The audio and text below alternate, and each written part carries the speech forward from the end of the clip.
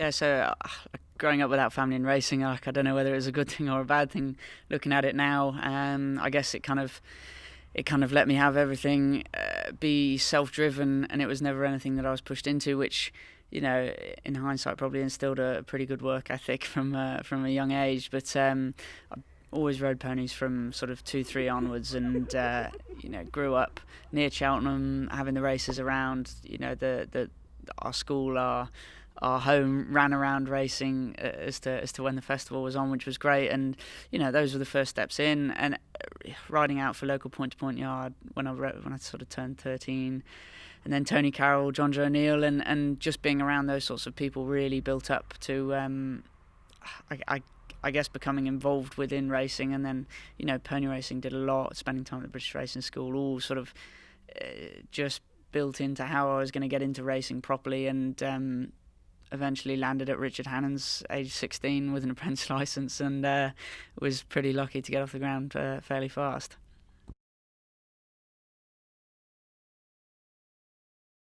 From young, they were mostly jump jockeys. Obviously that changed a little bit as I got a bit older and getting more involved with flat racing. But AP, Ruby, Jason Maguire, Chock Thornton, they were all the sort of Cheltenham jockeys of when I was watching it. And I used to love going.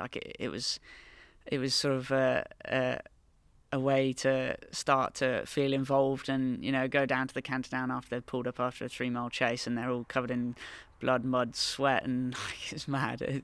It's so strange that those memories still sort of, I don't know, they make you feel a certain way about racing. And it was definitely what got me sort of half interested in it. And then Ryan Moore, once I started to get involved with flat, was always sort of the main one that I focused on. And to this day he's phenomenal. He's at the top of our game, and for a good reason.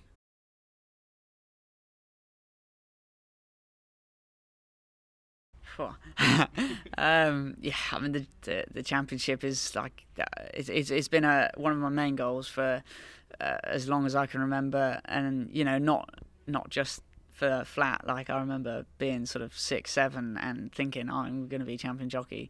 Jumping then obviously has changed a bit, but it's something that I've always wanted to do. I'd love to achieve it sooner rather than later, but I'm in no mad rush. I keep being reminded I'm sort of sensibly young, and I got a bit of time. But I wouldn't like to wait till the end of my career to manage it. Hopefully it'll be something that will happen sooner rather than later.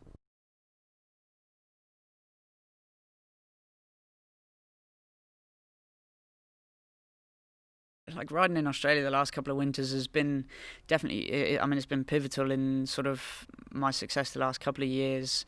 It changes the way you ride a bit. I guess it changes your confidence in the fact that you can go somewhere else, ride against different jockeys on different tracks, and still sort of compete at that level. Addeybb coming down was almost sort of the cherry on the cake, because I had a great time there anyway on Australian horses, and then he came down and swept up 2 Group 1s, which was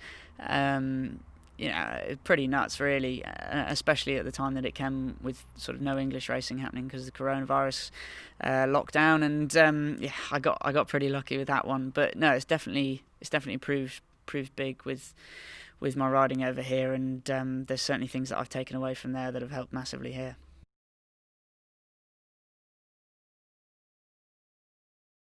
Yeah, winning a first classic is major. It's I guess it's a point in which your career probably, I don't know whether it turns a little bit, but it certainly changes the dynamics of everything.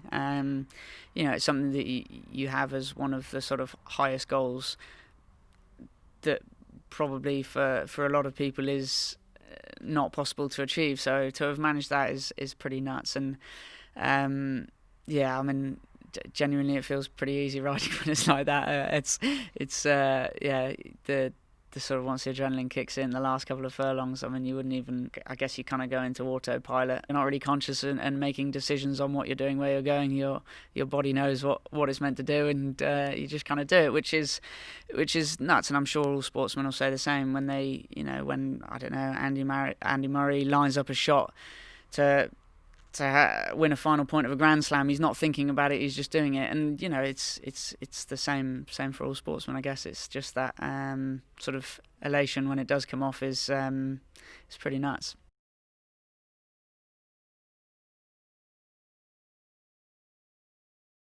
You have to have the confidence to be able to sort of let the first half of the race fall in that manner. But riding for William and someone that can sort of instill that confidence in you is a massive part of it. Knowing that you're not going to come into the all mother of telling offs if you do get it wrong after is a big thing, and I think it's probably enabled a few rides to sort of happen that might not have done if I was riding for people that didn't put that in me. So look, it's great when it comes off. Obviously sometimes it doesn't, but Nahaarr was prime example. Ayr Gold Cup, big day, and saving that petrol early doors really was the difference between winning and losing.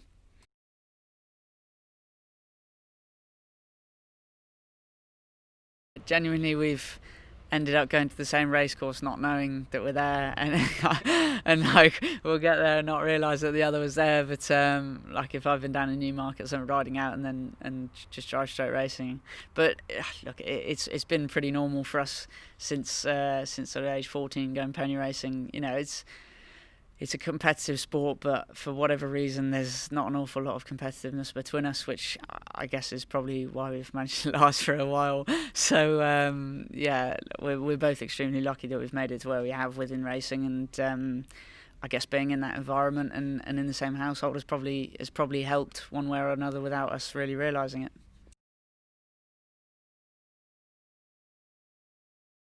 Yeah, obviously Addeybb going to Champions Day is it's a huge ride to have, and thoroughly looking forward to it. He's an absolute legend, and he had his comeback run the other day at Ayr under a £7 penalty and still managed to fend off the likes of Lord Glitters and some other pretty useful horses. So the likelihood is, and we're hoping and praying that the ground will come up soft or possibly even heavy as it sometimes can there, being that late in the year, and that really brings him into it. He's a smashing horse. He's won 2 Group 1s in Australia, and I just really hope for him that he gets his chance to win a Group 1 up here.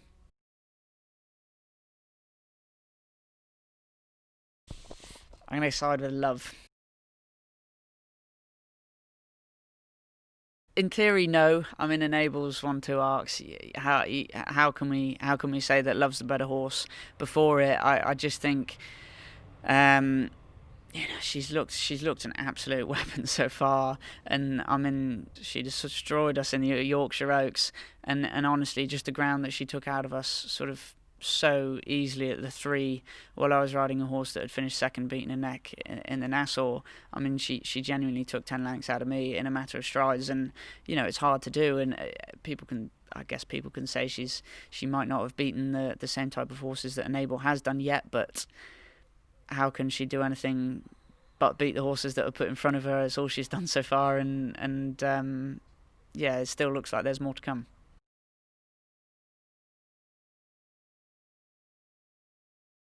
Main aim next year would be to try and be champion jockey. Obviously I've sort of made as best a bid as I can for it this year, and there's still a little while left, but it probably looks unlikely that it's going to happen.